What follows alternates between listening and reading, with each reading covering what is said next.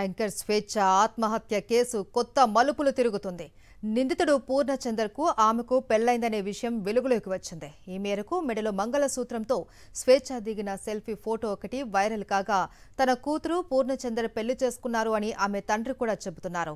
విజయవాడ దుర్గమ్మ సాక్షిగా స్వేచ్ఛను పూర్ణచందర్ పెళ్లి చేసుకున్నాడు అని, ఆ తర్వాత ఇద్దరి మధ్య విభేదాలు వచ్చాయని, ఫలితంగా స్వేచ్ఛ ఆత్మహత్య చేసుకుందని చెబుతున్నారు ఆమె తల్లిదండ్రులు. తెలుగు టీవీ యాంకర్ స్వేచ్ఛ ఆత్మహత్య పలు అనుమానాలకు తావిస్తోంది. స్వేచ్ఛ ఆత్మహత్య చేసుకోలేదని, పూర్తి విచారణ జరపాలని ఇప్పటికే ఆమె తల్లిదండ్రులు డిమాండ్ చేస్తున్న సంగతి తెలిసిందే. ఇప్పుడు ఈ కేసులో ట్విస్ట్ ఏంటంటే, ఆరోపణలు ఎదుర్కొంటున్న పూర్ణచందర్ మృతురాలు స్వేచ్ఛ ఆల్రెడీ పెళ్లి చేసుకున్నారట. ఈ విషయాన్ని స్వేచ్ఛ తండ్రి శంకర్ బయటపెట్టారు. తనకు కూడా ఈ విషయం స్వేచ్ఛ మరణం తర్వాతే తెలిసిందన్నారు.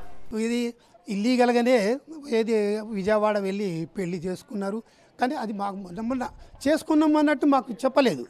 వాడు కూడా ఏంటంటే చేసుకున్నామని చెప్పడానికి వాడు ఏంటంటే వాడికి ఏమున్నదంటే వాడికి అంబిషను, నేను ఎమ్మెల్యేని కావాలా, నేను ఇది కావాలా, నేను పొలిటికల్ లీడర్ కావాలా, ఇంకా కోట్లు సంపాదించాలా అనేది వాడికి ఆ కోరిక ఉన్నది, డిజైర్ ఉన్నది వాడికి.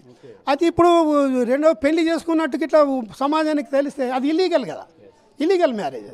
సమాజం ఒప్పుకోదు, వాడికి చెడ్డ పేరు వస్తుంది. అప్పటికి వాడి క్యారియర్ దెబ్బతింటుంది. ఆ క్యారియర్ దెబ్బతింటకుండా ఉండడానికి కొరకు దాన్ని చేసుకున్నాడు. వాస్తవం చేసుకున్నదాన్ని అట్లా కప్పిపెట్టి ఉంచినాడు.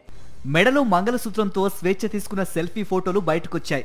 ఇలా స్వేచ్ఛను రహస్యంగా పెళ్లాడిన పూర్ణచందర్ ఆ విషయాన్ని దాచిపెట్టాడు. ఆల్రెడీ పెళ్లైన పూర్ణచందర్ మరో పెళ్లి చేసుకున్నట్టు తెలిస్తే అది అతడి పొలిటికల్ కెరియర్కు ఇబ్బందనే ఆలోచనతో ఇలా చేశాడు. అటు స్వేచ్ఛ కూడా పెళ్లి విషయాన్ని తమకు చెప్పలేదంటున్నారు తండ్రి శంకర్. మరోవైపు స్వేచ్ఛ కూతురుతో కూడా పూర్ణచందర్ అసభ్యంగా ప్రవర్తించేవాడని ఆయన ఆరోపిస్తున్నారు. అందుకే ఈ కేసును లోతుగా విచారణ చేయాలని ఆయన డిమాండ్ చేస్తున్నారు. పోలీసులకు లొంగిపోవడానికి ముందు 5 పేజీల లేఖను విడుదల చేశాడు పూర్ణచందర్.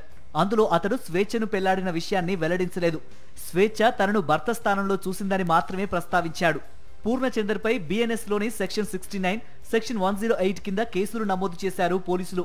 స్వేచ్ఛ ఆత్మహత్య కేసులో పూర్ణచందర్ ను విచారించిన పోలీసులు ఆయనను జడ్జి ముందు ప్రవేశపెట్టి రిమాండ్కు తరలించారు.